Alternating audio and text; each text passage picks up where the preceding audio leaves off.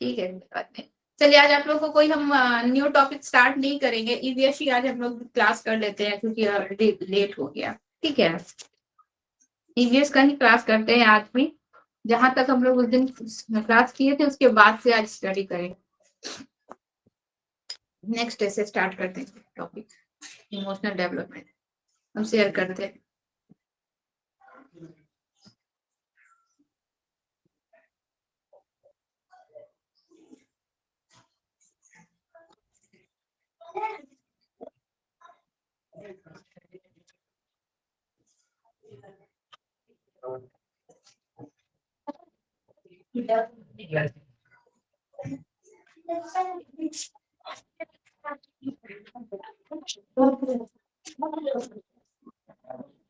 Last हम लोग कौन सा टॉपिक पढ़े थे? यहाँ तक पढ़ लिए थे।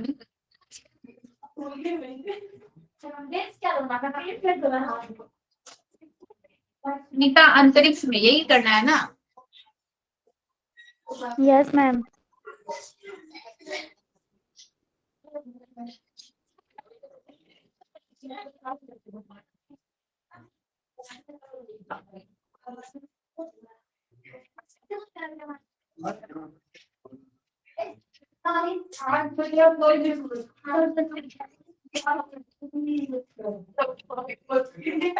चलिए सुनीता, अंतरिक्ष में जो चैप्टर है, इस चैप्टर में अंतरिक्ष के विषय में बताया गया है। हम लोग प्राइमरी बहुत हो रहा है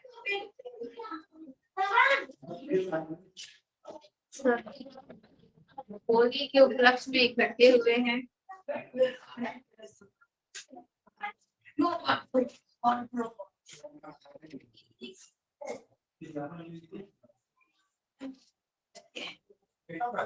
देखिए सुनीता, अंतरिक्ष में यहाँ पे अंतरिक्ष टॉपिक पर यहाँ पे चर्चा की गई है। तो हम लोग प्राइमरी सेक्शंस के बच्चों को देख रहे हैं। तो प्राइमरी सेक्शंस के बच्चों को अंतरिक्ष के विषय में बहुत ज्यादा नॉलेज नहीं है। अंतरिक्ष क्या है, क्या हम लोग जानते बताए थे कि जो चीजें बच्चे जो है देख रहे हैं, ठीक है, जिन चीजों को वो मतलब ठोस रूप से देख रहे हैं, कॉन्क्रीट रूप में देख रहे हैं, उन्हीं चीजों का वो कॉन्सेप्ट बना सकते हैं। जिनको नहीं देख रहे हैं उनका कॉन्सेप्ट नहीं बना सकते हैं। अब उनको अंतरिक्ष के विषय में बता रहे हैं, अंतरिक्ष में स्टार्स होते हैं, चाहे जो कुछ भी होते हैं, इन सब चीजों के विषय में बताया जा रहा है। तो बच्चों को उसका कॉन्सेप्ट बहुत ज्यादा क्लियर नहीं होगा, लेकिन फिर भी कुछ चीजें जो है बच्चों को यहाँ पे बताने की कोशिश की गई है।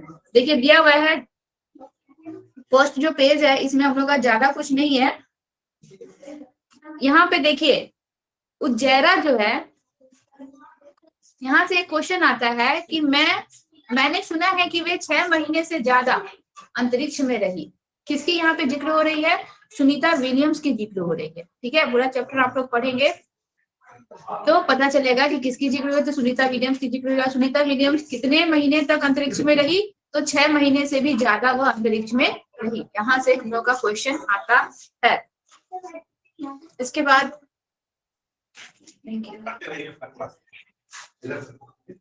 शिक्षक संकेत, देखिए शिक्षक संकेत में दिया हुआ है, हम जानते हैं कि वैज्ञानिक भी पृथ्वी के आकार की समझ बनाने के लिए जूझते रहे हैं और इस उम्र के बच्चों के लिए भी पृथ्वी के आकार को समझना आसान नहीं है कि वो एक्चुअल में पृथ्वी का शेप कैसा है। तो बच्चों को प्रोत्साहित करें कि वे पृथ्वी के आकार के बारे में अपनी सोच को बेझिझक व्यक्त करें। मतलब बच्चे क्या सोचते हैं कि हमारी पृथ्वी, ऐसे हम लोग के प्राइमरी लेवल के बच्चे हैं, 1 to 5 के बच्चे हैं, तो इनका क्या सोच है कि एक्चुअल में पृथ्वी कैसी है, किस शेप में है, उनको कैसा लग रहा है, उनके भी थिंकिंग को, उनके भी सोच को हमें क्या करना है, यहाँ पे बताना है, जानना है। और इसके विषय में कि एक्चुअल में पृथ्वी कैसी है, इस विषय में भी उनको बताना है। ठीक है, इसके बाद देखिए नेक्स्ट पेज है हम लोगों का। नेक्स्ट पेज में इस पूरे चैप्टर्स को आप लोग पढ़िएगा खुद से। शिक्षक संकेत से क्वेश्चन हम लोग का बनता है।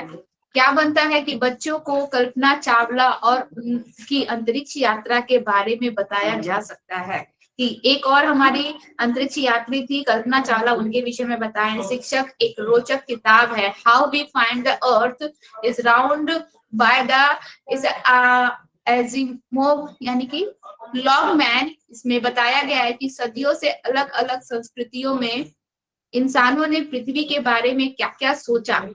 पते की बात है कि आज भी बच्चों की कल्पना कई बार उन विचारों से सहज ही मेल खाती है। यह बात कि पृथ्वी पर ऊपर नीचे कुछ नहीं होता, कि भारत और अर्जेंटीना के लोग सापेक्ष में एक दूसरे से उल्टे हो सकते हैं, कई बार बड़ों को भी चक्कर में डाल देता है। इस पूरे लाइन में जो सबसे लास्ट वाला लाइन था, इससे क्वेश्चन आता है, भारत और अर्जेंटीना के लोग सापेक्ष एक दूसरे से उल्टे हो सकते हैं। ठीक है, यहाँ से क्वेश्चन आता है, हम लोग का बनता है कि भारत के सापेक्ष में कौन सा हम लोग का कंट्री आता है, या फिर अर्जेंटीना के सापेक्ष में कौन सा कंट्री आता है। ये क्वेश्चन हम लोग का यहाँ से बनता है। ठीक है, इसको आप लोग याद रखिएगा। सुनीता बताती है अंतरिक्ष की कुछ मजेदार बातें। इस चीजों को बच्चों को बताना है, मजेदार बातें हैं, बच्चों को सुनने में अच्छा लगेगा और जानने की भी कोशिश करेंगे कि अंतरिक्ष में वो कैसे रहती थी। ठीक है, हर एक चीज को यहाँ पे पढ़ना है। इससे क्वेश्चन आता है कि हम एक जगह टिक कर तो बैठ ही नहीं सकते थे, यान में एक जगह दूसरी जगह तैरते हुए पहुंचते थे। पानी भी एक जगह टिका नहीं रहता था, वह बुलबुले की तरह इधर उधर उड़ता रहता था। यहाँ से क्वेश्चन बन सकता है कि पानी जो है किस प्रकार, किस शेप में होता था। तो पानी बुलबुले के समान एक इधर उधर उड़ता रहता था। ठीक है, हाथ मुंह धोने के लिए हम तैरते बुलबुले को पकड़कर कपड़ा गीला करते और हाथ मुंह साफ करते। ठीक है, वहां खाना भी अजब तरीके से खाना पड़ता था। सबसे ज्यादा मजा तब आता था जब हम सभी उड़ते हुए खाने वाले कमरे में जाते और उड़ते हुए खाने के पैकेट को पकड़ते। ठीक है, अंतरिक्ष में मुझे कंघी करने की जरूरत नहीं पड़ती थी, बाल हमेशा ही खड़े रहते थे। चलना पाना, हर समय तैरते रहना, हर काम अलग तरीके से करना, यह सब करने की आदत डालना आसान नहीं था, क्योंकि वो लोग 6 महीने वहां पे रहे थे। एक जगह टिक कर काम करना हो तो अपने आप को बेल्ट से बांधो, कागज को भी ऐसे नहीं छोड़ सकते थे, उसे भी दीवार के साथ बांध कर रखो। अंतरिक्ष में रहना बहुत ही मजेदार था, लेकिन बहुत ही मुश्किल। तो यहाँ से क्वेश्चन बनता है हम लोग का, यहाँ से बहुत सारा क्वेश्चन बनता है, इसको आप लोग ध्यान से ध्यान दीजिएगा। ये कुछ पिक्चर्स है।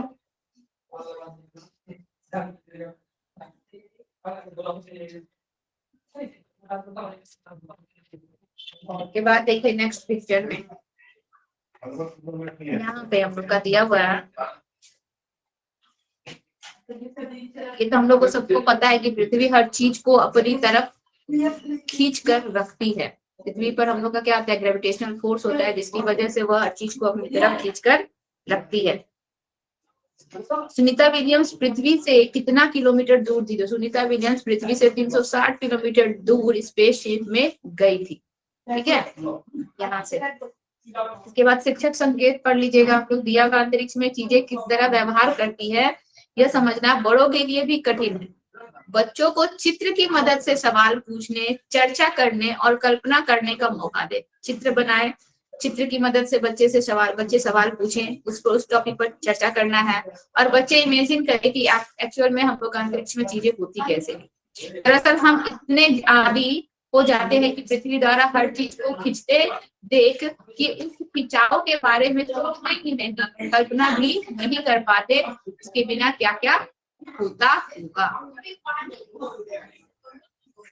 यहाँ पे एक एक्टिविटी की गई है, आप लोग देखिएगा।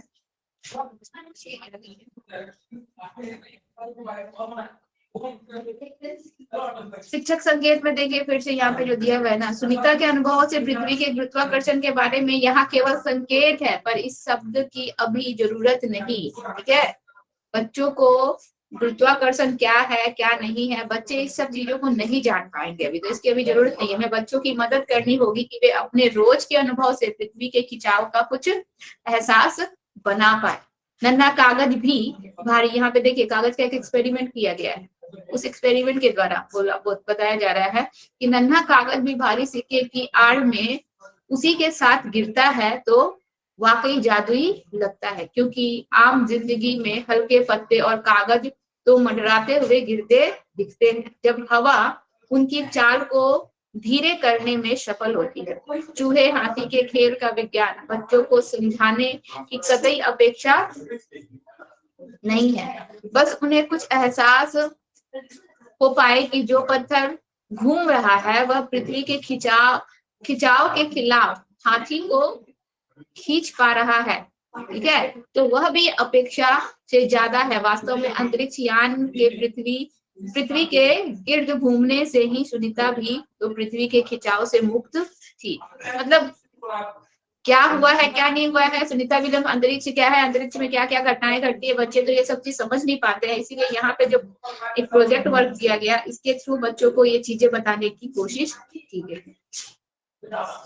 ठीक है,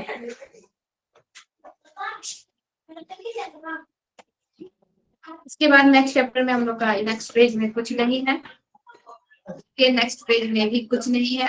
मैम पीछे से ना बहुत साउंड आ रहा है। हाँ, आज थोड़ा डिस्टर्बेंस होगा क्योंकि आज होली का लास्ट डे है ना, सब जितने भी कोचिंग के हैं सब अच्छे से जुड़े हुए हैं। पीछे से ना बहुत ज्यादा साउंड आ रहा है। प्रोग्राम हो रहा है ना इस वजह से।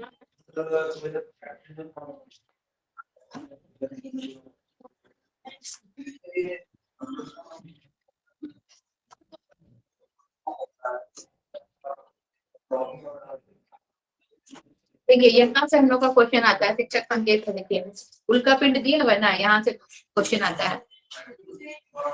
आसमान को निहारने से बच्चे और बड़े सभी को मजा आएगा। ठीक है, बच्चों को टूटते तारे और उपग्रह के में अंतर समझने में मदद चाहिए होगी। तारे अक्सर टिमटिमाते हैं। कोई चमकती चीज अगर तेज गति से चलती दिखे तो वह उपग्रह हो सकता है। ठीक है, टूटता तारा यानी कि उल्का पिंड वह होता है जिसको अक्सर हम लोग टूटता तारा कहते हैं। ठीक है, तो टूटता तारा यानी कि उल्का पिंड वह होता है जो पृथ्वी के वायुमंडल में आते ही जल जाता है। अगर हम रुचि दिखाएंगे तो बच्चे भी रात में आसमान का अवलोकन यानी कि ऑब्जर्वेशन करके नई नई बातें सीखने के लिए प्रेरित होंगे। ठीक है, यहाँ पे उल्का पिंड से क्वेश्चन आता है, उपग्रह किसे कहते हैं, यहाँ से भी क्वेश्चन आता है। इससे क्वेश्चन आएगा ना, तो सबको लगता है कि आ गया है एसएसटी से क्वेश्चन, लेकिन एक्चुअल में ये हम लोग का यहाँ से क्वेश्चन आता है, इस टॉपिक से क्वेश्चन आता है। उपग्रह क्या है, टूटता तारा क्या होता है। ठीक है,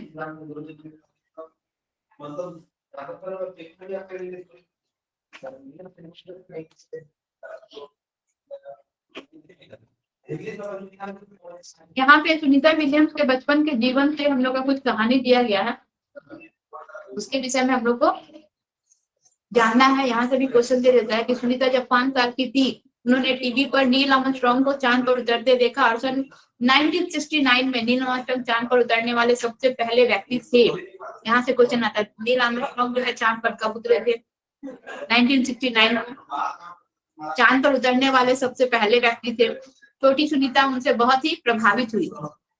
सुनीता बताती है कि बचपन में उनके खेल कूद में बहुत दिलचस्पी थी, उन्हें तैराकी खास तौर पर पसंद था।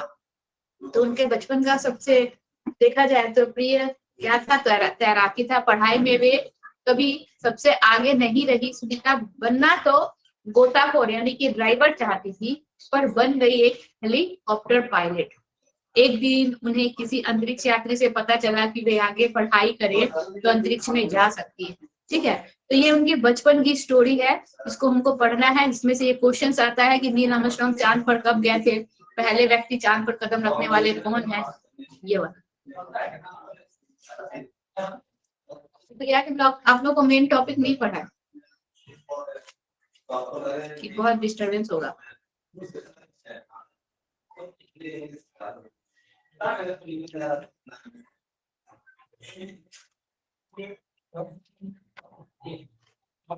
खत्म हो जाए तो नया चैप्टर है हम लोग का।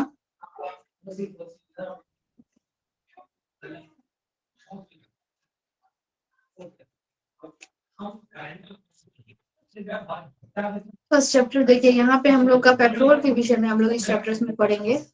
ठीक है, शिक्षक संकेत में देखिए, अपने इलाके के आसपास के हाईवे राजमार्ग के उदाहरण देकर इस बारे में बच्चों की समझ बनाई जा सकती है। वाहनों से होने वाले शोर और धुएं के प्रभाव पर चर्चा बच्चों के अनुभव सुनकर करें कि वाहन से क्या हम लोग का नुकसान हो रहा है या फिर धुआं से क्या हम लोग का एनवायरनमेंट को नुकसान पहुंच रहा है। ये बच्चे जो है इस विषय पर चर्चा करें और अपने विचारों को यहाँ पे बताएं। ठीक है। यहाँ पे शिक्षक संकेत से क्वेश्चन आता है कि पाठ में आम बोलचाल की भाषा में तेल शब्द का प्रयोग, तेल शब्द का प्रयोग किसके किसके लिए, पेट्रोल, डीजल और खनिज तेल के लिए किया गया है। बच्चों से इस पर चर्चा करें कि जमीन के नीचे से निकलने वाले खनिज क्या क्या हो सकते हैं। खनिज जो कि बच्चे तो देख नहीं रहे हैं, ठीक है, प्रत्यक्ष रूप से देख नहीं रहे, तो इस पर हम लोग को बच्चों से क्या करना है, डिस्कस करना है, चर्चा करना है। और तेल शब्द का प्रयोग किसके किसके लिए किया गया है, पेट्रोल, डीजल और खनिज तेल। यहाँ से क्वेश्चन आता है।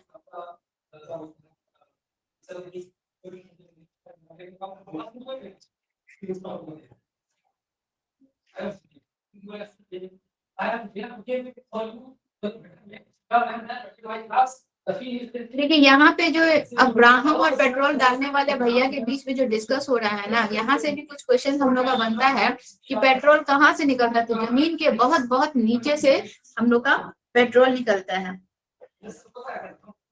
और ये बनता कैसे है, तो देखिए भैया फिर से क्या बोल रहा है कि यह जमीन के नीचे बहुत धीरे धीरे अपने आप ही बनता रहता है, कोई मशीन या आदमी इसे नहीं बनाता है, तो ये नेचुरल है, ठीक है। इसके बाद हम लोग इसको निकालते कैसे हैं, तो अब्राहम क्या बोल रहे हैं, तब तो हम खरीदने के बजाय खुद निकाल लें, बोरिंग या पंप लगाकर पानी की तरह, ठीक है। तो भैया क्या बोल रहा है, यह हर जगह नहीं होता है, देश के कुछ ही जगह तेल निकलता है, निकालने साफ करने के लिए बड़ी बड़ी मशीनों का इस्तेमाल होता है। तो तेल कहाँ से निकलता है, ठीक है, किस किस जगह से निकलता है, किस साधन के द्वारा निकाला जाता है, यहाँ से हम लोग का ये क्वेश्चन बनता है।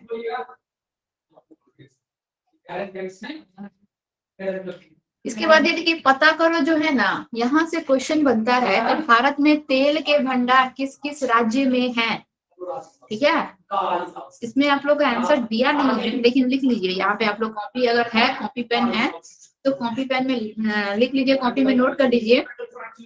भारत में तेल का भंडार असम तथा मेघालय, लिखिए, सुनाई दे रहा है ना, यस मैम, यस मैम। लिखिए असम, असम तथा मेघालय, असम तथा मेघालय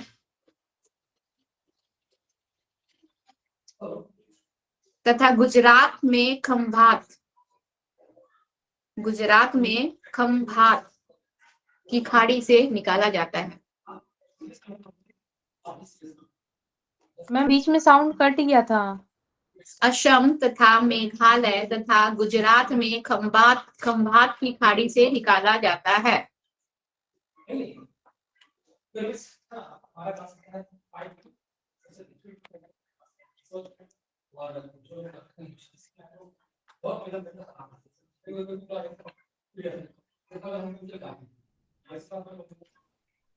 लिख लिए, असम तथा मेघालय तथा गुजरात में खंभात की खाड़ी से निकाला जाता है। इसके बाद नीचे एक क्वेश्चन दिया है, जमीन के बहुत अंदर से तेल के अलावा और क्या क्या निकाला जाता है, तो इस तो आप लोगों को पता ही होगा, कोयला, लोहा, ठीक है, सोना, बॉक्साइट, ये सब, तांबा, ये सारी चीजें तो हम लोग का जमीन के अंदर से ही ना निकाली जाती है। लिख लीजिए फिर इसको, कोयला, लोहा,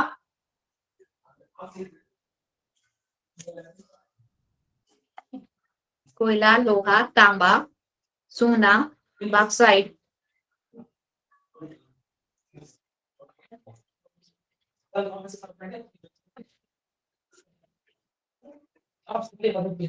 ठीक है।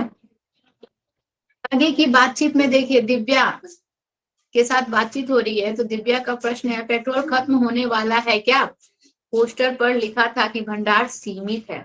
यहाँ से क्वेश्चन आता है कि पेट्रोल क्या है, हम लोग का ये सीमित खनिज है, ठीक है, ऐसा तो नहीं है अनलिमिटेड, जैसे कि एयर है, हवा है, हवा भी हम लोग का एक मिनरल, ये क्या है, हवा भी हम लोग का एक तरह से मिनरल ही है, लेकिन ये क्या है, अनलिमिटेड है, ये खत्म नहीं होगा, प्रदूषित हो रहा है, खत्म नहीं होगा। लेकिन पेट्रोल है या फिर हम लोग जमीन के नीचे से और भी बहुत जो चीजें निकालते हैं, वो सब क्या है, सीमित है, लिमिटेड है, जो कि खत्म हो सकते हैं, ठीक है। तो देखिए भैया का आंसर क्या है, हम जितनी तेजी से तेल निकाल रहे हैं उतनी तेजी से वह बन भी नहीं रहा है, वैसे भी इसके बनने में लाखों लाखों साल लग जाते हैं, जिसको बनने में लाखों लाखों साल लग जाते हैं। यहाँ से क्वेश्चन हम लोग का आता है।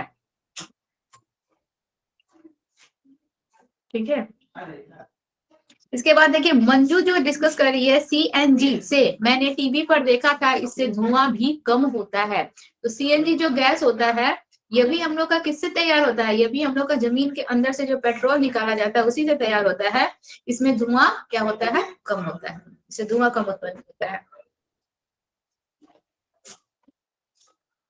ठीक है, यह भी हमको कहाँ से मिलता है, उसके नीचे देखिए डिस्कस हो रहा है कि यह भी हमको जमीन से ही मिलता है और यह भी क्या है, सीमित ही है, यह भी हम लोग का निश्चित मात्रा में ही पाया जाता है। ये सब आपस में डिस्कस है, इसको देखिएगा, आप लोग पूरा पढ़ लीजिएगा एक बार, जो जो जहां जहां से क्वेश्चन आया है वो सब हम आप लोग को बता दिए। शिक्षक संकेत में देखिए दिया हुआ है सूरज की किरणों का इस्तेमाल और किस किस काम में होता है, इस पर बच्चे चर्चा करें। ऊर्जा की अवधारणा इस उम्र के लिए अमूर्त है, बच्चे नहीं जानते हैं कि ऊर्जा क्या होती है, और बच्चे इसे ताकत, ऊर्जा को किस रूप में वो जानेंगे, ताकत के रूप में, शक्ति के रूप में आदि कहकर इसके बारे में सोचना शुरू करें। सीमित भंडार किसका है, क्यों है, इस पर भी बच्चों को हमको क्या करना है, क्लासरूम में डिस्कस करवाना है।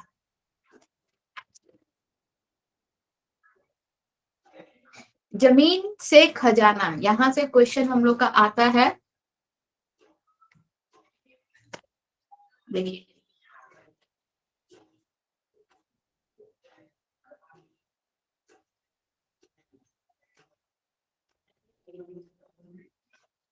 ये पूरा का पूरा पैराग्राफ आप लोग का इंपॉर्टेंट है। यहाँ यह पता लगाना आसान नहीं है कि जमीन के अंदर गहराई में तेल कहाँ मौजूद है। वैज्ञानिक खास तरीके और मशीन से यह समझते हैं और अंदाजा लगाते हैं कि फिर गहराई तक पाइप और मशीन डालकर तेल ऊपर खींचते हैं। ठीक है, दिया हुआ है क्वेश्चन, और यहाँ से क्वेश्चन बनता है कि निकाला गया तेल गहरे रंग का गाढ़ा बदबूदार होता है, इसमें घुली मिली और छुपी होती है बहुत सारी चीजें। इन चीजों को अलग अलग और साफ करने के लिए तेल को रिफाइन में भेजा जाता है। ठीक है, क्या तुमने कभी रिफाइन के बारे में सुना है? इसी तेल से हमें मिलती है केरोसिन। देखिए जो जमीन के अंदर से काला बदबूदार तेल निकाला जा रहा है उसी से हम लोग को केरोसिन मिल रहा है, उसी से डीजल, उसी से पेट्रोल, उसी से इंजन ऑयल, और हवाई जहाज के लिए ईंधन भी उसी से प्राप्त होता है। ठीक है, एलपीजी खाना पकाने की गैस, मोम, कोल तार और ग्रीस भी इसी से हम लोगों को मिलता है। ये सारी की सारी चीजें जमीन के अंदर से निकलने वाले इस गाढ़े बदबूदार तेल से ही प्राप्त हो रहा है। प्लास्टिक और पेंट को बनाने के लिए भी तेल का इस्तेमाल किया जाता है। प्लास्टिक और पेंट को बनाने के लिए तेल का इस्तेमाल किया जाता है, यह तेल से प्राप्त नहीं होता है। ठीक है, क्वेश्चन आता है हम लोग का कि जमीन के अंदर से जो काला बदबूदार तेल निकाला जाता है उससे क्या क्या बनाया जाता है, उससे प्लास्टिक, उससे क्या क्या हम लोग का बनता है, तो प्लास्टिक है, हम लोग का पेंट है, केरोसिन है, डीजल है, ये बनेगा, या फिर kerosene, diesel, petrol, engine oil, ये बनेगा, ऐसे दे देगा। ठीक है, kerosene, diesel, petrol, LPG gas, ये बनेगा। प्लास्टिक और पेंट जो है इस काले बदबूदार तेल से के मदद से बनाई जाती है, लेकिन यह इससे प्राप्त नहीं होता है। इस चीज को आप लोग ध्यान रखिएगा। और जमीन के अंदर से निकला गया तेल क्या क्या चीजों में किन किन चीजों को बनाता है, तो kerosene, diesel, petrol, engine oil, हवाई जहाज के लिए ईंधन, एलपीजी गैस, मोम, कोलतार और ग्रीस, ये सारी चीजें इनसे बनाई जाती है, तो आप लोग ध्यान में रखिएगा।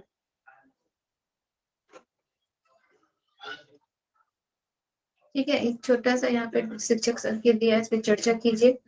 कितना तेल लगा, क्या लगा, ये सब आप लोग आपस में आप चैप्टर को पढ़िएगा घर में, और कुछ भी है इसमें।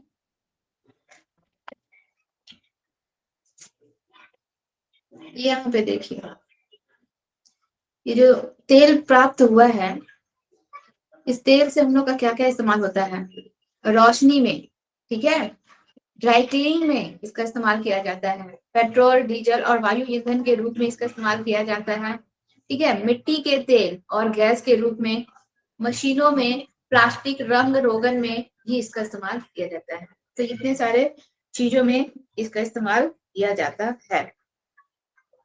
शिक्षक संकेत पढ़िएगा, इसमें इंपॉर्टेंट दिया हुआ है। कक्षा में पोस्टर पर खुलकर चर्चा की जानी अच्छी रहेगी। इस बातचीत से बच्चों में यह समझ पैदा होगी कि petrol, diesel, kerosene, LPG gas आदि सभी जमीन के अंदर से निकलने वाली खनिज के रूप में है। इन सभी का हमारे जीवन में अलग अलग जगह उपयोग होता है। ठीक है, इस बारे में उनके अनुभव सुनने से पोस्टर पर भी उनकी समझ अच्छी बनेगी। इस यहाँ से क्वेश्चन हम लोग का आता है। एक छोटा सा पोयम है तेल के ऊपर, इससे कुछ नहीं आएगा। घर में चूल्हा कैसे जले, यहां से क्वेश्चन आता है। ठीक है, चूल्हा के लिए देखिए यहाँ पे दिया, दुर्गा हरियाणा के एक गांव में रहती है। दिन में कई घंटे उसके चूल्हे के लिए लकड़ियां इकट्ठे करने में ही चले जाते हैं। उसकी बेटी को भी उसकी मदद करनी पड़ती है। दुर्गा को कई महीने से खांसी है। सिली हुई लकड़ियां जलाने में धुआं भी बहुत होता है। यहाँ से क्वेश्चन आ सकता है, सिली हुई लकड़ियों को जलाने से धुआं बहुत होता है। लेकिन दुर्गा के पास कोई और चारा भी तो नहीं है। जब खाना जुटाने के पैसे ही नहीं है तो उसे पकाने के लिए पैसे कहाँ से होंगे। यहाँ पे देखिए क्वेश्चन एक पूछ रहा है, क्या तुमने कभी सूखी लकड़ियां इकट्ठी की हैं या उपले बनाए हैं? उपले कैसे बनते हैं? उपले का मतलब समझते हैं आप लोग क्या होता है? उपला का मतलब समझते हैं क्या होता है? मैम जो गोबर से बनता है वो वाला। गोबर से बनता है, जिसको हम लोग गोईठा मैम वो गोबर से जो गोईठा बनाते हैं वो गोईठा बनाते हैं, उसको उपला कहते हैं। देखिए यहाँ से क्वेश्चन आता है कि हमारे देश के लगभग 2/3 लोग उपले, लकड़ी, सूखी टहनियों आदि का इस्तेमाल करते हैं खाना पकाने के लिए केवल। ठीक है, यहाँ से क्वेश्चन आता है 2/3% जो है हमारे देश के उपले, लकड़ी और सूखी टहनियों का इस्तेमाल करके खाना बनाते हैं। ठीक है, केरोसिन, एलपीजी, खाना पकाने की गैस, कोयला, बिजली, इनका इस्तेमाल भी होता है, लेकिन उनके पास क्या है, पैसे नहीं होने की वजह से वो लोग इसका इस्तेमाल करते हैं।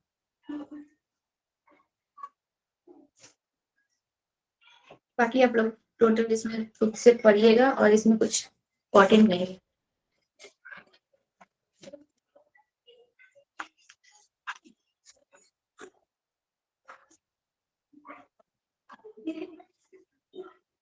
ये चैप्टर आप लोग अच्छे से पढ़ लीजिएगा।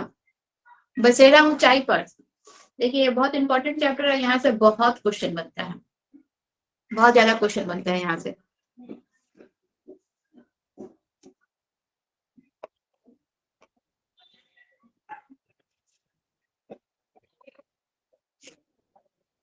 इनके पास बुक है, बुक में अंडरलाइन करते जाइएगा। देखिए पहला ही क्वेश्चन बनेगा यहाँ पे, ये हमारा लद्दाख की कहानी है। ठीक है, लद्दाख में जो है ये जो व्यक्ति है विजिट कर रहा है, उस लद्दाख के विषय में, वहां के रहन सहन, खान पीन, हर चीज के विषय में यहाँ पे बताया जाएगा। दिया हुआ है अंग्रेजी में, थर्ड लाइन में देख रहे हैं, फोर्थ लाइन में, अंग्रेजी में लोनर का अर्थ होता है अकेले रहने वाला। ठीक है, यहाँ से हम लोग का एक क्वेश्चन बनता है। इसके बाद इस पेज को छोड़ दीजिए।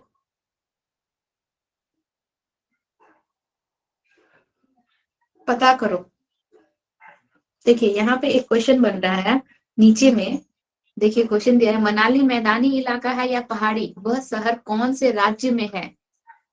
ठीक है, यहाँ से क्वेश्चन बनता है हम लोग का। इसका आंसर बुक में दिया नहीं है, लेकिन मनाली मैदानी इलाका है या पहाड़ी, आप लोग बताइए तो कौन सा इलाका है? मनाली पहाड़ी मैम। पहाड़ी इलाका है। किस राज्य में आता है? हिमाचल प्रदेश में। ठीक है, मनाली मैदानी इलाका है या पहाड़ी, वह शहर कौन से राज्य में है? तो यह हम लोग का हिमाचल प्रदेश का राज्य है, हिमाचल प्रदेश राज्य के अंतर्गत आता है, और यह एक पहाड़ी इलाका है। यहाँ से क्वेश्चन आता है, इसको आप लोग लिख लीजिएगा।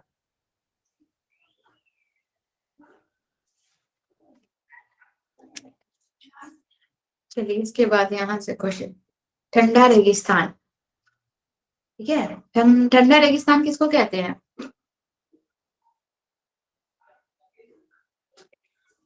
ठंडा रेगिस्तान किसको कहते हैं? लद्दाख, लेह को। लद्दाख। लेह लद्दाख, लेह लद्दाख को हम लोग ठंडा रेगिस्तान कहते हैं।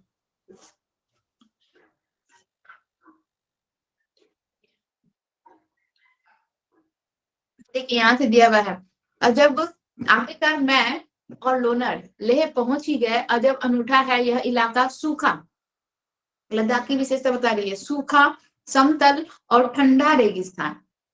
ठीक है, इसको अंडरलाइन कीजिएगा आप लोग, सूखा, समतल और ठंडा रेगिस्तान। लद्दाख में बहुत ही कम बारिश होती है। देखिए यहाँ पे बोल रहा है लद्दाख में बहुत ही कम बारिश होती है। क्वेश्चन जब देता है ना तो थोड़ा सा के लिए हेर फेर कर देता है, बोल देगा लद्दाख में बारिश होती ही नहीं है। लेकिन हम लोग का बुक में क्या दिया है, लद्दाख में बहुत ही कम बारिश होती है। तो कम बारिश होती है तो ही ऑप्शन रहेगा, तो टिक करेंगे। बारिश नहीं होती है वो ऑप्शन गलत हो जाएगा। इतना इतना सा के लिए हम लोग का वहां पे क्या करता है, चेंज कर देता है। यहाँ दूर दूर तक दिखते हैं बर्फ से ढके पहाड़ और सूखा ठंडा मैदान। लेह शहर की एक शांत गली में सफेद पत्थर के सुंदर मजबूत घरों को देखा। यहाँ पे बता रहा है कि वहां की घरें कैसे होती है, सफेद पत्थर से बनाई गई घरें वहां पे आपको देखने को मिलेगी। ठीक है, यहाँ पे अंडरलाइन कीजिएगा, सफेद पत्थर से सुंदर मजबूत घरों को देखा। थोड़ा आगे बढ़ा तो कुछ बच्चे झूले झूले यानी कि स्वागत स्वागत। लद्दाख की भाषा में झूले झूले का मतलब क्या है, तो लद्दाख की भाषा में झूले झूले का मतलब होता है स्वागत। ठीक है, तो ये बच्चे बोल रहे हैं कि वे लोनर को देखकर बहुत हैरान थे, सभी मुझे अपने अपने घर ले जाना चाहते थे। तो यहाँ से हम लोग का क्वेश्चन बनता है, लेह लद्दाख को हम लोग को ठंडा रेगिस्तान कहते हैं, सूखा समतल और ठंडा रेगिस्तान होता है। यहाँ के घरें जो है सफेद पत्थरों से बनी होती है। तासी के घर पर देखिए,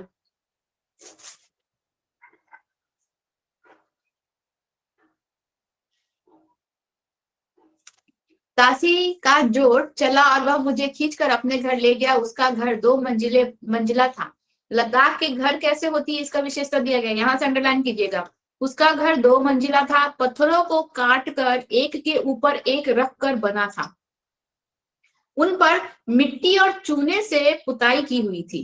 ठीक है, पत्थरों को काट कर एक के ऊपर एक रखकर उनका घर बना गया था, मिट्टी और चूने से पुताई की गई थी। अंदर से घर छप्पर जैसा लग रहा था। ठीक है, हर तरफ घास फूस पड़ी हुई थी। तासी मुझे लकड़ी की सीढ़ियों से पहली मंजिल पर ले गया। उसने बताया कि वह और उसका परिवार ऊपर की मंजिल पर रहते हैं, यानी कि घर कितना मंजिला था, 2 मंजिला मकान होता है। ठीक है, तो पहली मंजिल पर वो लोग, ऊपर की मंजिल पर वो लोग रहते हैं, सॉरी, और नीचे की मंजिल पर जानवरों के रहने की जगह थी। नीचे की मंजिलों पर जानवर रहते थे, ऊपर की मंजिलों पर वो लोग रहते थे, और जरूरत का सामान इकट्ठा करके रखते थे। सर्दी के दिनों में अक्सर इनका परिवार भी नीचे की मंजिलों पर जानवरों के पास ही रहता। नीचे की मंजिलों में कोई खिड़की भी नहीं थी। छत को मजबूत बनाने के लिए पेड़ों के मोटे तने इस्तेमाल किए जाते थे। ये पूरा याद करना होगा। यहाँ से हम लोग का कूट में एडजस्टमेंट टाइप से क्वेश्चन दे देता है कि लद्दाख के घरों की क्या विशेषता है। और अभी आप लोग पढ़ेंगे ना, है कश्मीर के घर और लद्दाख के घर में बहुत सिमिलरिटी है, तो दोनों का मिक्स करके दे देता है। ठीक है,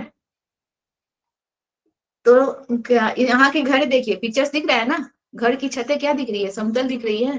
कश्मीर के घर की छतें जो है समतल नहीं दिखती है, वो ढलवा होती है। ये चीज दोनों में एक डिफरेंस है। देखिए आगे क्या बता रहा है, फिर तासी ने मुझे घर की छत पर ले गया। आसपास का नजारा तो देखते ही बनता था। सभी घरों की छतें समतल थी, कहीं लाल मिर्च सूखने के लिए फैली हुई थी तो कहीं सीताफल और मक्का। किसी छत पर धान के ढेर लगे थे तो किसी पर उपले सूख रहे थे। यानी कि यहाँ से क्या साबित हो रहा है कि लद्दाख की घरों की छतें क्या होती है, समतल होती है। तासी ने बताया कि छत उनके घर का सबसे महत्वपूर्ण हिस्सा है। यहाँ से क्वेश्चन आता है कि उनके घर का सबसे महत्वपूर्ण हिस्सा क्या होता है, तो उनके घर का सबसे महत्वपूर्ण हिस्सा उनका छत होता है। यहाँ गर्मी की तेज धूप में ही बहुत सारी फल सब्जियां सुखा ली जाती है। ये ठंडे दिनों में इस्तेमाल होती है जब फल सब्जियां नहीं मिल पाती हैं। ठीक है, वहां खड़े मैं सोच रहा था कि किस तरह उनके घर का हर हिस्सा एक खास सोच से बनाया गया है, बिल्कुल वहां के मौसम और लोगों की जरूरतों के अनुकूल। मुझे यह समझने में देर नहीं लगा कि मोटी मोटी दीवारें, ठीक है, दीवारें कैसी थी, मोटी मोटी दीवारें, लकड़ी के फर्श और लकड़ी की छत ही ठंड से बचाते होंगे। दीवारें क्या है, पत्थरों को काट काट कर एक के ऊपर एक रखी गई है, मोटी मोटी दीवारें हैं। इसके बाद लकड़ी के फर्श है, लकड़ी की ही हम लोग की छत है, मोटे मोटे लकड़ी के टहनियों से छत बनाई जाती है। तो ये सारी चीजें ही क्या करती है, ठंड से वहां पे बचाने का काम करती है। तो यहाँ से भी हम लोग का क्वेश्चन आता है। देखिए यहाँ पे क्वेश्चन दिया हुआ है, काशी के इलाके के लोग सर्दियों में नीचे की मंजिले पर रहते हैं, वे ऐसा क्यों करते हैं? सर्दी के दिनों में वो ऊपरी मंजिल को छोड़कर नीचे की मंजिल पर आ जाते हैं ताकि ठंड से बच सके। तुम्हारे घर की छत कैसी है? तुम्हारे यहाँ छत किन कामों में आती है? यहाँ से छोड़ दीजिए। लेकिन ये पूरा का पूरा पैराग्राफ इंपॉर्टेंट है और यहाँ से बहुत सारा क्वेश्चन आता है। खासकर यहाँ पे हम लोग का लद्दाख के घर की विशेषता पूछ लेगा। ठीक है, चलिए यहाँ से क्वेश्चन आता है, दुनिया की सबसे ऊंची चोटी पर लोगों का बसेरा। हम लोग यहाँ पे पश्मीना शॉल के विषय में पढ़ेंगे। पश्मीना शॉल का नाम पढ़े ना आप लोग, कश्मीर में जो पाया जाता बनता है।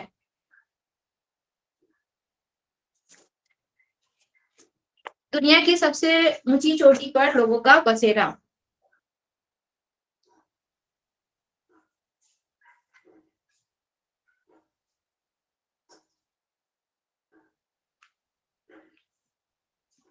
देखिए यहाँ से क्वेश्चन बनता है, अब मैं चांगथांग इलाके की ओर बढ़ा। ठीक है, लद्दाख में ही एक जगह का नाम है चांगथांग इलाका। लगभग 5000 मीटर की ऊंचाई पर बना यह मैदानी इलाका बहुत सुनसान और पथरीला था। चांगथांग जो है कितने मीटर ऊंचाई पर है? 5000 मीटर की ऊंचाई पर बसा जो इलाका है बहुत ही सुनसान है और पथरीला है, यानी कि पर्वतों के सबसे ऊपर की चोटी। इतनी ऊंचाई पर सांस लेने में भी मुश्किल हो रही थी। मेरे सिर में दर्द होने लगा और बहुत कमजोरी महसूस होने लगी। फिर धीरे धीरे ऐसी हवा में सांस लेने की आदत सी पड़ गई। मैं कई दिन तक यहाँ मोटरसाइकिल पर घूमता रहा, लेकिन दूर दूर तक कोई भी दिखाई नहीं पड़ता था, न ही कोई पेट्रोल पंप, न मैकेनिक। सिर्फ दूर दूर तक फैला नीला आसमान और पहाड़ों के बीच बहुत से तालाब। ठीक है, यहाँ से भी क्वेश्चन पूछ सकता है कि पहाड़ों के बीच आपको तालाब दिखते हैं या नहीं। तो देखिए यहाँ पे बोल रहा है कि पहाड़ों के बीच बहुत से तालाब। देखिए कई रातें और कई दिन बीत गए, मैं अकेले ही बढ़ता रहा। फिर एक दिन अचानक मेरे सामने था बड़ा सा हरा मैदान और उसमें चरती भेड़ बकरियां। थोड़ी ही दूर पर मुझे कुछ टेंट दिखाई दिया। मैं हैरान था कि इस सुनसान इलाके में ये कौन से लोग हैं, क्या कर रहे हैं। 5000 मीटर की ऊंचाई पर, जमीन से 5000 मीटर की ऊंचाई पर वहां पे उनको जो पर्सन दिखाई पड़े, जो लोग दिखाई पड़े, उनके विषय में अभी हम लोग पढ़ेंगे। देखिए यहाँ से जो पता करो जो है ना, इस क्वेश्चन से भी पूछ लेता है, तुम किस इलाके में रहते हो। यहाँ से नहीं, छोड़ दीजिए, आगे चलिए।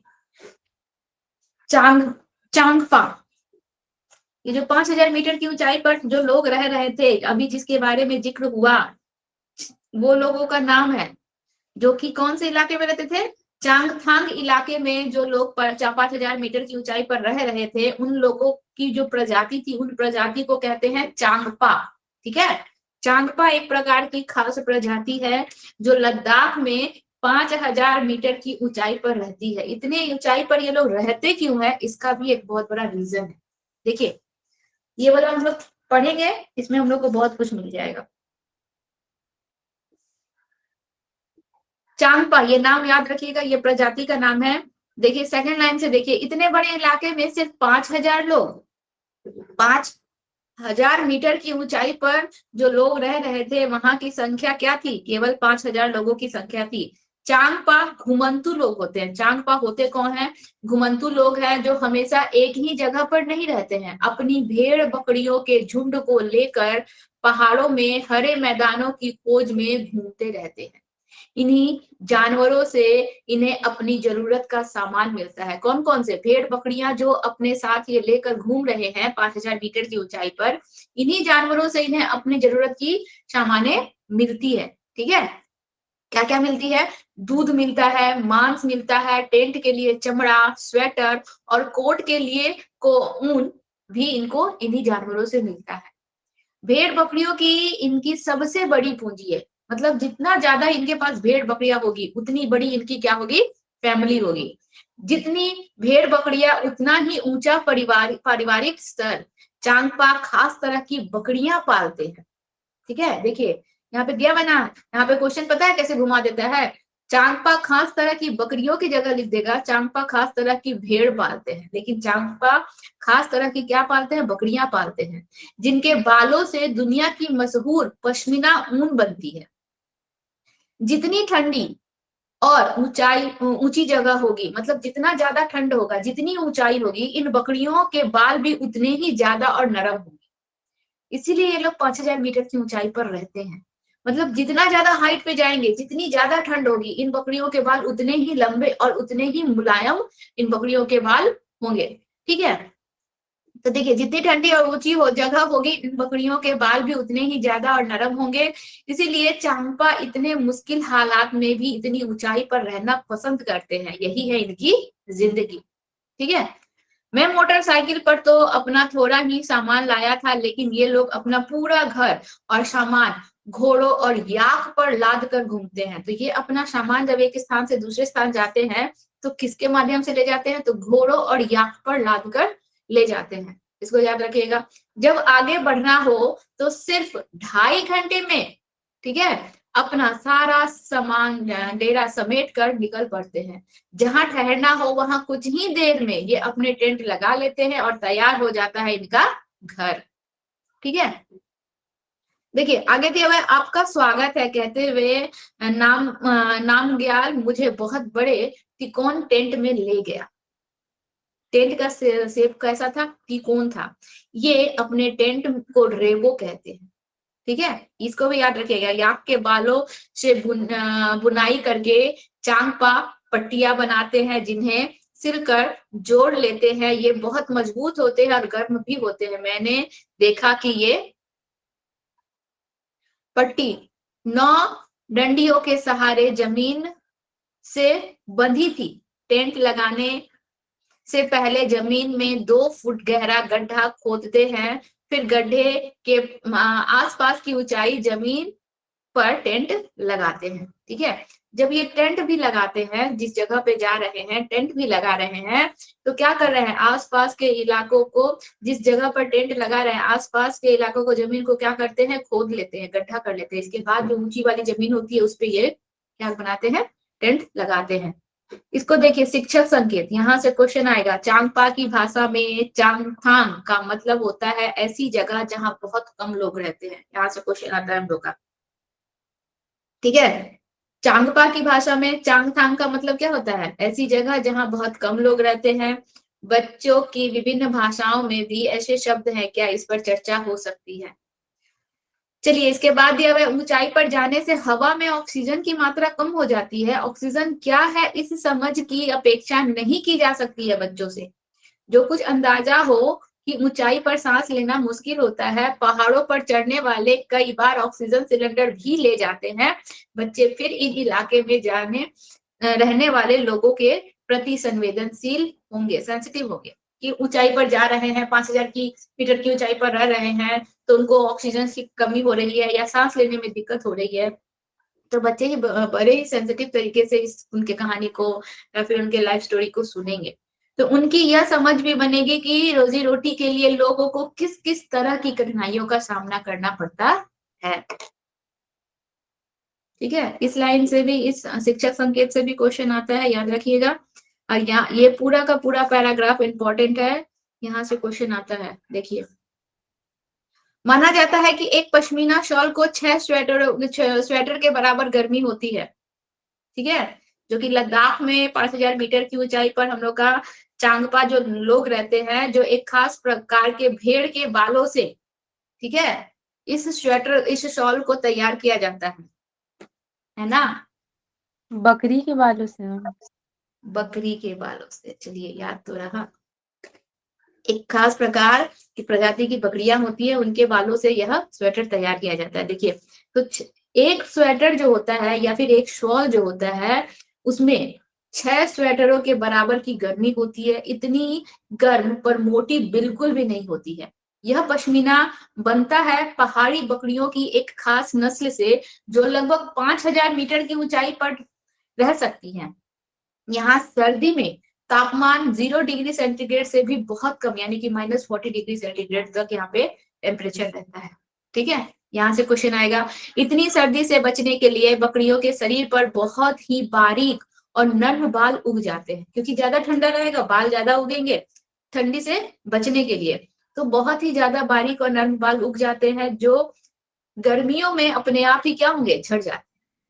तो ये बाल बहुत ही पतले होते हैं, इतने पतले और बारीक कि 6 बाल मिलाकर तुम्हारे सिर के एक बाल की मोटाई के बराबर होंगे, यानी कि हमारे सिर का 6 बाल और उस बकरी का एक बाल, दोनों ही क्या होगा, बराबर होगा। इसीलिए पश्मीना शॉल को मशीन द्वारा नहीं बुना जाता है, इसकी बुनाई हाथों से करने के लिए खास बुनकर होते हैं। अगर एक बुनकर 250 घंटे बुनाई करे तब जाकर एक साधारण पश्मीना शॉल तैयार होता है। ठीक है, कितना घंटा वर्क करने पर, 250 घंटा वर्क करने पर एक साधारण पश्मीना शॉल, डिजाइन वाला नहीं, साधारण पश्मीना शॉल तैयार होता है। इतनी मेहनत सोचो, अगर डिजाइन वाली शॉल बुननी हो तो कितने दिन लगेंगे। ठीक है, यहाँ से क्वेश्चन आता है, इसको आप लोग ध्यान में रखिएगा।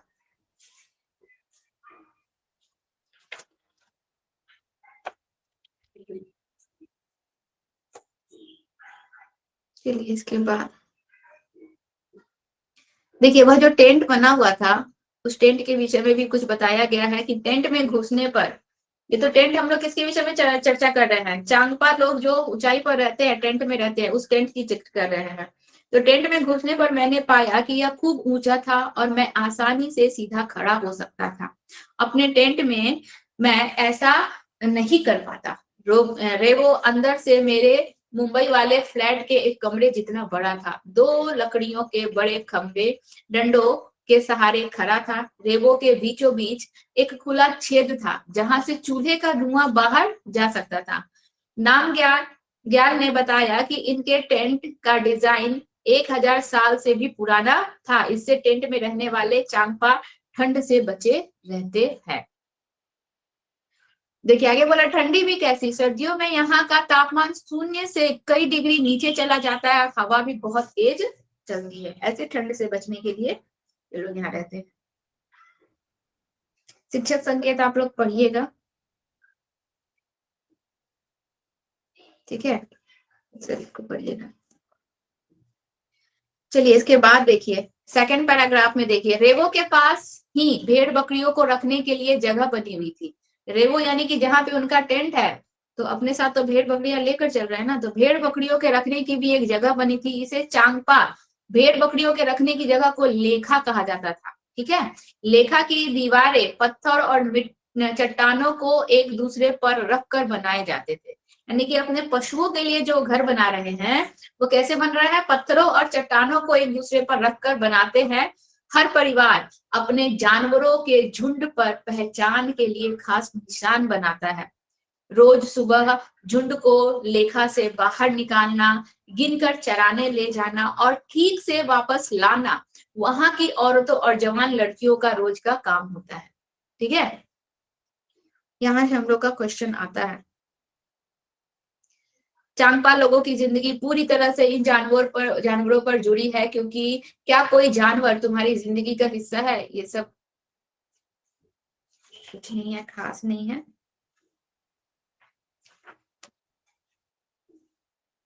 चलिए इस चैप्टर में बहुत क्वेश्चन बनता है। शिक्षक संकेत में इसको देख लीजिएगा, तापमान को सेंटीग्रेड में लिखते हैं। बस इतना जानकर बच्चे खबरों में ढूंढकर पहचानने की सर्दी गर्मी से इसका कैसा संबंध है। इसी तरह से कुछ नए शहरों के नाम देखने की उत्सुकता बनेगी जहां का तापमान 0 से कम तक चला जाता है। पर बच्चों के लिए ये शब्द जो है ना नया है, तो बच्चों को ये शब्द जब मिलेगी तो बच्चे इस पे, उनके मन में बहुत सारे प्रश्न बनेंगे, जानने की जिज्ञासा होगी कि और कौन कौन सा ऐसा शहर है जहां पे तापमान जो है 0 से भी नीचे चला जाता है। श्रीनगर की ओर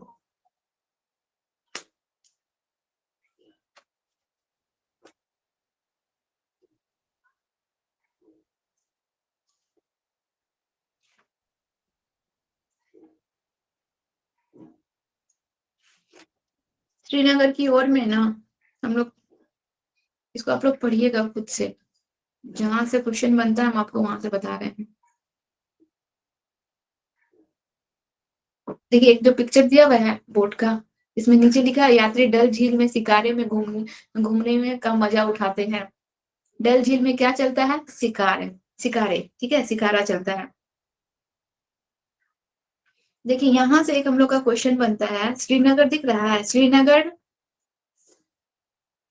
यहाँ से एक अनुभव था दुनिया की सबसे ऊंची चोटी में रहने का। दुनिया की सबसे ऊंची चोटी लद्दाख का जिक्र किया जा रहा है, और श्रीनगर में अनुभव था पानी पर रहने का। यहाँ से क्वेश्चन बनता है, दुनिया की अगर सबसे ऊंची चोटी पूछ रहा है तो लद्दाख का बात करेंगे। आवाज नहीं आ रही। आवाज नहीं आ रहा है? नहीं आवाज आप बोलिए ना। भारत दुनिया यहाँ पे बोल रहा है कि एक अनुभव था दुनिया की सबसे ऊंची चोटी पर रहने का, और श्रीनगर में अनुभव था पानी पर रहने का। यहाँ दोनों से क्वेश्चन बनता है, दुनिया की सबसे ऊंची चोटी का जिक्र किसके विषय में किया गया? लद्दाख के विषय में। और पानी पर रहने का अनुभव किसके विषय में किया गया? कौन से शहर हम लोग का स्टेट के विषय में? तो श्रीनगर के विषय में कहा गया है, ठीक है। तो इन इलाकों में घर भी ऐसे खास थे जो वहां के मौसम के अनुकूल थे, जैसे लद्दाख का घर वहां के मौसम के अनुकूल था, या फिर श्रीनगर में जो हम लोग घर देखेंगे यहाँ का भी घर जो है यहाँ के मौसम के अनुकूल है, ठीक है। तो यहाँ से हम लोग का एक क्वेश्चन बनता है, डल झील जो है वहां पे क्या चलता है? तो शिकारा, ठीक है। वापसी का समय आप लोग जो है पढ़ लीजिएगा, वापसी के समय वो कैसे वापस रिटर्न होता है, क्या क्या चीजें देखता है। ये जो जितने भी पिक्चर्स दिए गए ना, इन सारे पिक्चर्स के नीचे जो कुछ भी लिखा हुआ है उन सब से क्वेश्चन आता है। देखिए पिक्चर्स दिया हुआ है, एक लेडी जो है बेकरी है, उसका ब्रेड बेच रही है, दिया हुआ है, क्या पहचान सकते हो कि यह चित्र किसका है? कश्मीर के हर गली कूचे में दिखती है एक बेकरी। कश्मीरी लोग अपने खाने के लिए रोटी घर में नहीं बनाते हैं, इस दुकान या बेकरी से ही खरीदते, ठीक है। तो कश्मीर के हर गली कूचे में क्या दिखता है? बेकरी दिखता है। कश्मीरी लोग रोटियां जो है घर में ना बनाकर बेकरी से ही खरीदते हैं। हर एक पिक्चर्स के नीचे एक कुछ ना कुछ लिखा हुआ है, देखिए दिया हुआ है, यहाँ पे दिया हुआ है हम लोग का, श्रीनगर में बाहर से आए कई टूरिस्ट हाउस बोट में रहते हैं। हाउस बोट 80 फीट लंबा हम लोग का लंबे होते हैं, और बीच से इनकी चौड़ाई 8-9 फुट तक होती है, ठीक है, इसको याद रखिएगा। हाउस बोट जो है 80 फुट तक लंबा होगा, और बीच की जो चौड़ाई होगी 8 से 9 फुट तक इसकी चौड़ाई होगी। इसके बाद इसको देखिए, दिया हुआ बोट की तरह बने लकड़ी के डोंगे, ये जो है ये लकड़ी का इसको डोंगा कहते हैं, लकड़ी के डोंगे पानी पर तैरते रहते हैं। श्रीनगर की डल लेक या झेलम नदी में इन डोंगों में कई परिवार रहते हैं। मकान की तरह इन डोंगों में भी अलग अलग कमरे होते हैं, ठीक है। इसके बाद ये देखिए, हाउस बोट और कई बड़े घरों के अंदर की छतों पर लकड़ी की सुंदर नक्काशी होती है, दिख रहा है, ये लकड़ी की नक्काशी है। हाउस बोट मिले या फिर वहां के जो हम लोग के पुराने मकान हैं उनकी छतों पर भी हम लोग को ऐसे नक्काशी देखने को मिलेगी। इनमें एक खास डिजाइन, ठीक है, एक खास तरह का डिजाइन बना होता है, उस डिजाइन को खत्म बंद कहते हैं, जिसको इंग्लिश में हम लोग जिक्सा पजल कहते हैं, ठीक है। इंग्लिश में उसको जिक्सा पजल कहेंगे, और वहां के लोकल भाषा में इसको खत्म बंद कहते हैं। जो वहां के पुराने मकान होते हैं या फिर हाउस बोट होते हैं, उनके छतों पर इस प्रकार की डिजाइन बनी रहती है।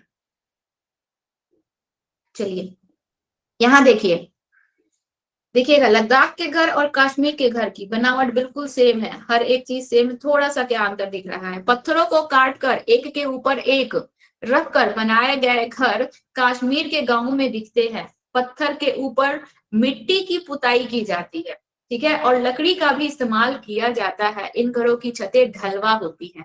दोनों घरों में क्या डिफरेंस है बताइए?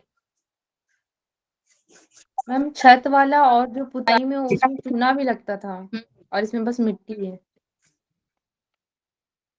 यही यही घुमा कर दे देता है, कहीं कहीं दे देगा आपका लद्दाख का घर का विशेष था, और उसमें एक ऑप्शन में दे देगा कि इसकी घरे जो इसके घर की छतें जो है ढलवा होती है, बोलेगा कि ये ऑप्शन सही है या नहीं है, ठीक है। चलिए ये देखिए, ये वहां का कश्मीर के पुराने घरों की मकाने का ये खिड़की है। खिड़कियों में भी कुछ विशेषताएं होती है। देखिए दिया हुआ है कि यहाँ के पुराने घरों की खासियत है कि ये जालीदार खिड़कियां, ठीक है, इस तरह की जालीदार खिड़कियां होती है, ये बाहर की ओर उभरी होती हैं, इन्हें डब कहते हैं। ठीक है, वहां की भाषा में क्या बोलेंगे, डब बोले। इनमें बैठकर बाहर का नजारा बढ़िया दिखता है। इसके बाद ये जो लास्ट है हम लोग का, यहाँ के पुराने घरों की खासियत है पत्थर, ईंट और लकड़ी को मिलाकर बनाना। पुराने घर जो है पत्थर, ईंट और लकड़ियों से बने होते हैं। घरों की दीवारें, खिड़कियों पर डिजाइनदार मेहराब बने होते हैं। तो ये सब चीज हम लोग का इसमें से आता है। ठीक है, ये हम लोग का चैप्टर कंप्लीट हो गया।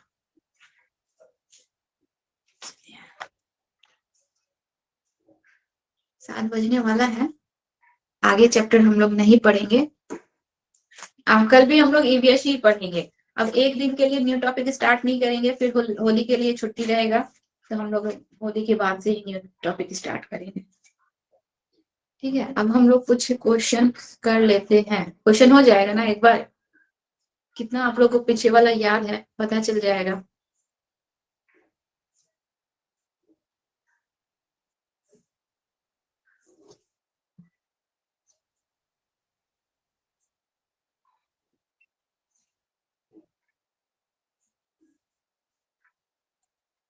आज बहुत कम लोग जुड़े हैं।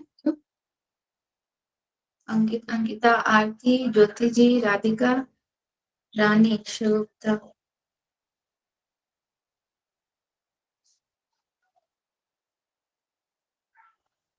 अभी निशांत ये जुड़े थे। शुभानु जी कहाँ चले गए?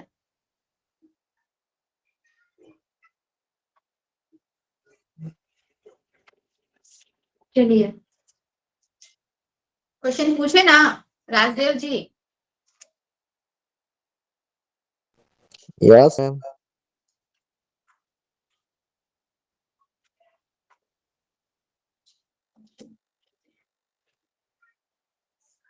मलेरिया की दवाई किससे बनाई जाती है बताइए? मलेरिया की दवा किससे बनाई जाती है? चिनकोना पेड़ की छाल से मैम। कोना पेड़ की सिंग छाल से। अच्छा, यस मैम। पहले जमाने में इसकी दवा कैसे बनाई जाती थी? छान मैम के, इसके छाल इसको को उबाल उबाल कर छान के उबाल के पीस के और छान के। उबाल कर इसे उबाल कर छान कर इसका इस्तेमाल किया जाता था, लेकिन अब इससे क्या होती है, दवा बनाई जाती है। ठीक है, अच्छा हम जिनसे पूछेंगे वही बताइएगा। समझ में आया? बताइए ज्योति जी, आप बताइए तो, दांडी यात्रा जो है किसके द्वारा शुरू की गई थी? महात्मा गांधी। और कौन से ईयर में? मैडम ईयर याद नहीं है। ईयर मैम याद नहीं है, 1930। चलिए 1930 में। ठीक है, अच्छा ये बताइए सुदीप्ता जी, यस मैम। वेलक्रो का आविष्कार किसने किया था? George menstrual. जॉर्ज मेस्ट्रल कहाँ के रहने वाले थे? वो स्विट्जरलैंड के थे। हमको नहीं पता, आपको थोड़ी ना पता है। स्विट्जरलैंड। स्विट्जरलैंड। स्विट्जरलैंड के थे जॉर्ज मेस्ट्रल। और कौन से ईयर में उन्होंने वेलक्रो का आविष्कार किया था? 1948। 1948। चलिए कहाँ चले गए रानी जी? Yes ma'am. आप बताइए तो,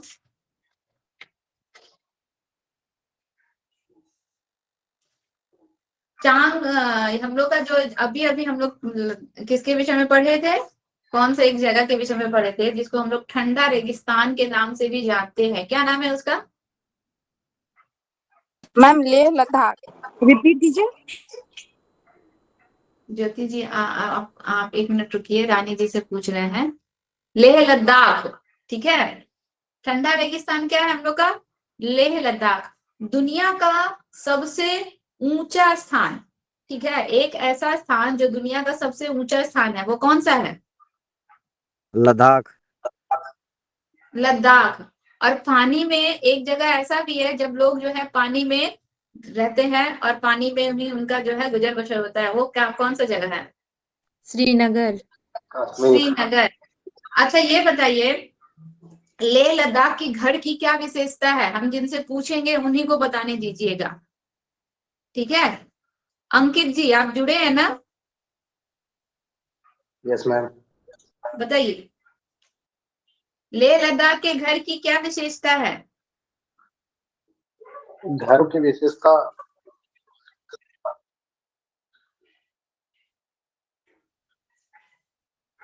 वो लकड़ी के बने हुए रहते हैं मैम, और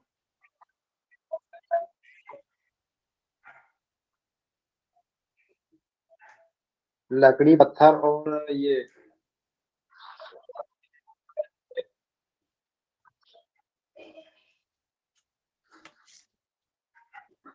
याद नहीं आ रहा।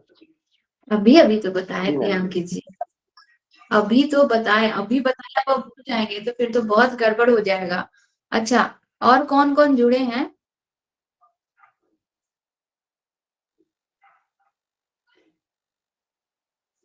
एक मिनट।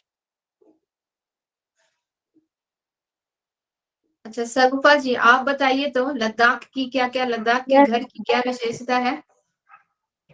उनकी घर की दीवारों को पत्थर काट कर एक के ऊपर एक रखकर बनाया जाता था और ज्यादातर 2 मंजिला होता था। छत को मजबूत बनाने के लिए मोटे पेड़ों की टहनियों का इस्तेमाल किया जाता था।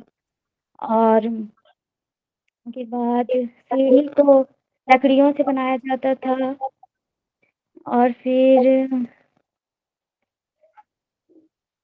फर्श जो भी उनके घर लकड़ी का की ही छत बनाया जाता कैसी था। होती है, समतल या ढलवा?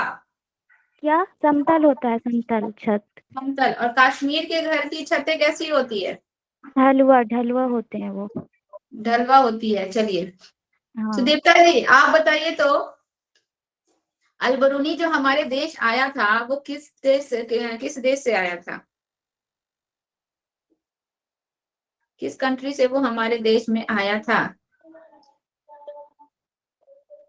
भूल गए उज्बेकिस्तान से मैम। मैम आया था मैम। चलिए शायद उज्बेकिस्तान से है।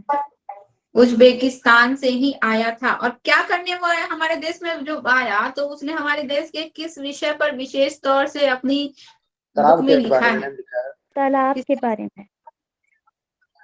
तालाब के बारे में? ठीक है, तालाब के बारे में लिखा है। चलिए ज्योति जी आपके लिए क्वेश्चन है, जो पर्वतारोहणी होती है, ठीक है, जो पर्वतों पे चढ़ती हैं, उनकी क्या क्या रिस्पॉन्सिबिलिटी होती है? जो ग्रुप का जो मेन लीडर होता है उसकी क्या क्या रिस्पॉन्सिबिलिटी होती है? ज्योति जी। मैडम जब हम बाहर में थोड़ा, अच्छा फिर आंसर बताए फिर ठीक, भी। ठीक। हाँ बताइए, हाँ, अगर आपको कोई प्रॉब्लम जैसे नहीं है कि तो।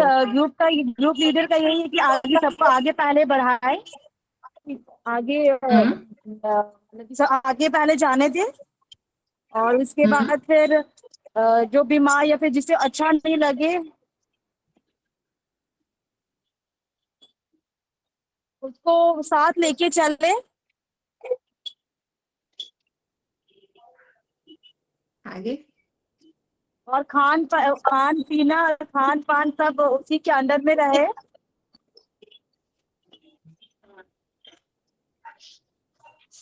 अच्छा बताइए, पर्वतारोहण जो होते हैं उसको किस एंगल पे पर्वतों पर चढ़ना होता है?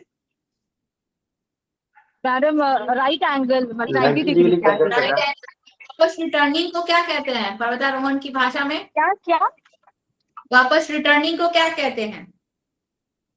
वापस रिटर्निंग जब हो। हम लोग वापस पर्वतों से नीचे उतर रहे हैं तो रिटर्निंग को क्या कहेंगे? चलिए ठीक है, आप म्यूट कर लीजिए ज्योति जी। मैम चलिए रेपलिंग। सुदीप्ता जी बताइए, रिटर्निंग को क्या कहते हैं? रेपलिंग मैम। रैपलिंग कहते हैं। अच्छा, जो हम लोग की बछेंद्री पाल थी, ये क्या थी? एक वेट लिफ्टर थी ना? बछेंद्री पाल एक वेट लिफ्टर थी? नो मैम, पर्वतारोही थी। बछेंद्री पाल पर्वतारोही थी। यस अच्छा, मैम। माउंट एवरेस्ट पे चढ़ी थी? कौन से ईयर में बताइए तो? बछेंद्री पाल माउंट एवरेस्ट पर कौन से ईयर में चढ़ी थी? 1984। 1984। ठीक है। माउंट एवरेस्ट की ऊंचाई ईवीएस के लैंग्वेज में बताइएगा। ईवीएस 900। 8,900 सॉरी 8,900। 8,900। ठीक है। और बछेंद्री पाल जो है माउंट एवरेस्ट पर किस डेट पे और कितने मिनट वहां पे रुकी थी? Ma'am 43 minute. 43 मिनट।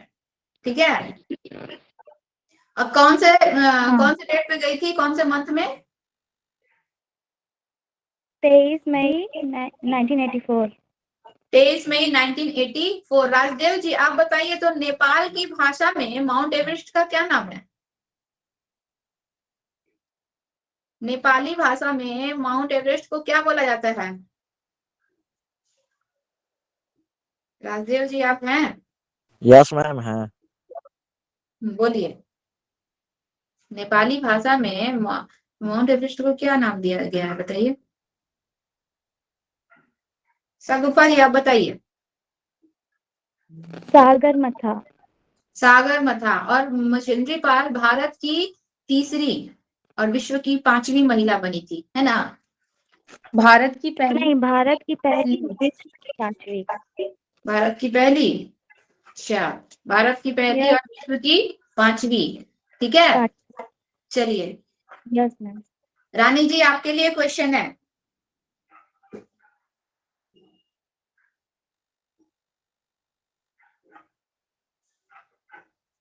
कांसा जो है किन किन चीजों से मिलकर बनाया जाता है? कांसे का आविष्कार कैसे हुआ ये बताइए। कॉपर। नहीं पता। कांसा नहीं पता रानी जी। चलिए, अंकित जी आप बताइए। अंकिता जी चली गई।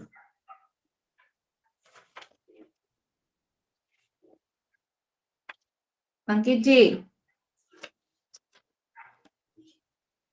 Yes ma'am. ये लेड करके कुछ था। चलिए सुदीप्ता जी बताइए। तांबा और टीन। तांबा और टीन को मिलाकर कांसा तैयार किया जाता है। ठीक है। भारत के जस्ट ऑपोजिट कौन सा हम लोग का कंट्री नजर आता है? Argentina. Argentina. Argentina. Sunita Williams अंतरिक्ष में 8 महीने तक रही थी। ठीक है। 6 महीने मैम। 6 महीने मैम, 6 महीने। 6 महीने तक रही थी सुनीता विलियम्स अंतरिक्ष में। अच्छा, हम लोग के धरती के अंदर से जो काला बदबूदार जो तेल निकाला जाता है, उससे क्या क्या चीजें बनती है? Petrol, diesel, kerosene, petrol, grease. LPG. LPG grease. मतलब हवाई जहाज के लिए ईंधन, कोल तार और प्लास्टिक प्लास्टिक और से। पेंट भी उसी से बनाए जाते हैं। हाँ, क्या है? प्लास्टिक और पेंट भी उसी से बनता है। फिर जी तो मैम, उसका उसके रेत से। इस्तेमाल किया इसका जाता है, यूज बनाया होता है मैम जाता है। बनाने में। उसको बनाने में इसका यूज होता है। मिर्ची कहाँ से आई है सप्पा जी? मिर्ची कहाँ से आई है? दक्षिण अमेरिका से मैम। दक्षिण अमेरिका। भिंडी? भिंडी मैम, भिंडी भिंडी अफ्रीका से मैम। भिंडी अफ्रीका। कॉफी? कॉफी कॉफी शायद मैम वो भी अफ्रीका से ही। नहीं, गोभी। कॉफी। कॉफी भी अफ्रीका से। अच्छा, सोयाबीन हमारे देश कहाँ से आई है? दक्षिण अमेरिका से ही अमेरिका आई से। है। अमेरिका। सोयाबीन हमारे देश से अमेरिका से आई है। सोयाबीन एक्चुअल में कहाँ से है, कहाँ की पैदाइश है? चीन। चीन से। चीन की पैदाइश है। ठीक है। हाँ बैंगन कहाँ की है? बैंगन भारत भारत। भारत। भारत। चलिए, अच्छा बताइए तो चांगपा की भाषा में चांगथांग का मतलब क्या होता है? ऐसी जगह जहाँ पे जहाँ बहुत बहुत कम कम लोग। लोग रहते हो। हाँ ऐसी जगह जहाँ बहुत ही कम लोग रहते हैं। अच्छा, वो लोग एक खास प्रकार की के भेड़ को पालते हैं। जितनी ज्यादा ऊंचाई उतने ज्यादा भेड़ों के बाल जो है लंबे और मुलायम होंगे और नहीं, उन बालों से, हाँ, बकरियां बस होती हैं भेड़ में। बकरियां होती हैं। हाँ, यस और उन बालों से एक खास प्रकार का जो है मैम स्वेटर या शॉल तैयार किया जाता है। उसको क्या नाम, उसका क्या नाम है? Ma'am shawl, pashmina shawl. Pashmina shawl. अच्छा, वो लोग जितना 5000 मीटर की ऊंचाई पर, हाँ, आपकी आवाज 5000 मीटर रुक की, रही है। आपकी तरफ नेटवर्क प्रॉब्लम है, हमारी तरफ नहीं है। बाकी सबको मैम किसी को मेरा थोड़ा प्रॉब्लम है? नेटवर्क प्रॉब्लम है। हाँ। अच्छा, वहां का टेम्परेचर क्या होता है ये बताइए तो? 0 डिग्री सेल्सियस 0 में। डिग्री सेल्सियस से कम होता है। वो माइनस में होता है। -40 डिग्री सेल्सियस, 0 नहीं, -0 डिग्री सेल्सियस से भी नीचे चला जाता है वहां का temperature. Minus -40 degree 40 degree Celsius. Celsius, याद रखिएगा, ठीक है? यस समझ मैम। में आया? गाय कितने घंटा सोता है? गाय 4 घंटा। गाय 4 घंटा सोता है। छिपकली पूरे सर्दी भर। पूरे 24 घंटा, सर्दी। 3 महीना। स्लॉथ का जीवन काल कितने समय का होता है? 40 वर्ष। क्या? स्लॉथ का जीवन काल 40 वर्ष। आमतौर पर जो पक्षियां दिन में जागते हैं उन्हें कौन कौन सा रंग दिखाई देता है, और जो रात में जागते हैं उन्हें कौन कौन सा रंग दिखाई देता है? जो रात में जागते उनको ब्लैक एंड व्हाइट, और जो दिन में जागते उनको कुछ रंग दिखाई देते हैं। चलिए, ऐसे ही आप लोगों को ईवीएस याद हो जाएगा, ठीक है? चलिए, आज के लिए क्लास यहीं पे हम लोग खत्म करते हैं। कल भी हम लोग ईवीएस ही पढ़ेंगे। होली के बाद हम लोग new topic emotional development start करेंगे। आज ही स्टार्ट करना था लेकिन ऑलरेडी आज लेट। Thank you ma'am. ठीक है, thank you ma'am. Thank you.